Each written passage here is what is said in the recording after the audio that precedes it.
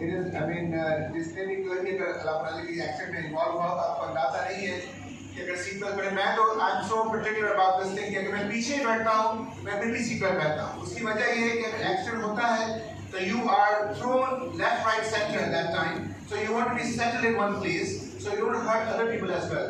तो it's not कि आप पीछे बैठे हैं तो सीट बेल्ट नहीं पहनना चाहिए, पर सीट बेल्ट वैसे ही पहनना चाहिए। तो ये अच्छी चीज़ हमने देखी भी। Of course, I have also lived abroad, drove abroad.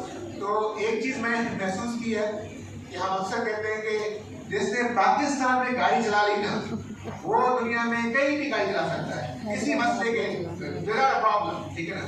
तो चाहे किसी किस्म की ट्रैफिक हो तो आपको अगर आपने यहाँ पे गाड़ी चलाना सीखी, खासकर के हैदराबाद शहर में, अब तो ये पहले तो गधे काटते हैं, ये बहुत सारी हुआ करती थी, एक डिफरेंट चैलेंज हुआ करता था। अब तो ये नहीं है, अब तो चिंची वगैरह होती है, पर if you can drive in Hyderabad and you can drive in anywhere in the world. तो ये भी है। और एक जो चीज़ अक्सर लोग कहते हैं वो ये है कि अगर किसी कौम का मिजाज देखना हो ना तो आप उनकी ड्राइविंग हैबिट्स को देखें तो आपको उस कौम का मिजाज समझ में आएगा।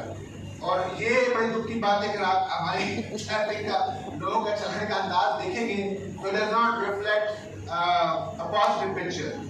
सो आई होप दैट ये बहुत ज़रूरी सेशन है। मैं समझता हूँ कि अवेयरनेस के हवाले से you should know the traffic rules, we should respect them, follow them, and we should know about them, because first you know about them and then of course you can but unfortunately हमारे मुल्क में ये भी एक मसला है, वो भी काफ़ी बेहतर हो गया है।